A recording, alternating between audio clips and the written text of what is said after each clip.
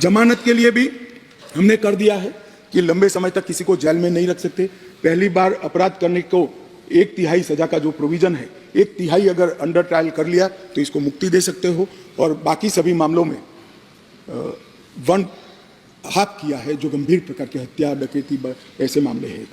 Judgement सालों सालों तक, महीनों तक नहीं आता था। अब हो गया है कि मुकदमे की समाप्ति के बाद जज साहब को 45 दिन के अंदर ही जजमेंट देना पड़ेगा, वो इससे ज्यादा लेट नहीं करते। मान्यवर, जजमेंट और सजा के बीच में भी बहुत बड़ा समय था, उसका भी समय निर्धारित कर दिया है, और सजा निर्णय देने के 7 दिन के अंदर ही सुना देनी पड़ेगी, उसको आप लिंगरिंग नहीं कर सकते।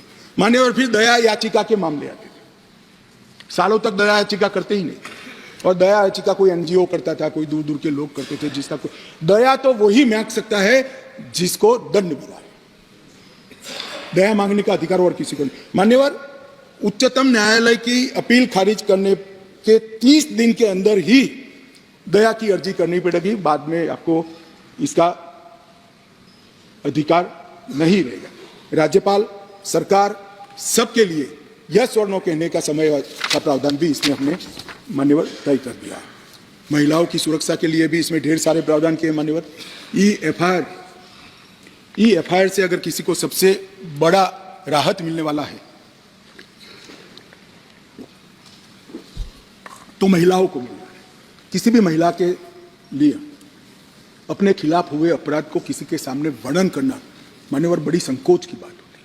आज ई-एफआईआर से हर कोई कर सकता है, मगर कोई भी महिला थाने पर एफआईआर करा सकती है, उसका संज्ञान भी लिया जाएगा, और 2 दिन के अंदर ही घर पर आकर इसका जवाब लेने की व्यवस्था महिला पुलिस के साथ इस कानून को करेगा। नए विधेयक के अंदर ई-एफआईआर का जो हमने जिक्र किया है, इससे ढेर सारे फायदे होने वाले हैं। समय पर ट्रायल और स्थगन दोनों को हमने मान्यवर बहुत तवज्जो देकर इसको कठोरता के साथ कम करने का प्रावधान किया है।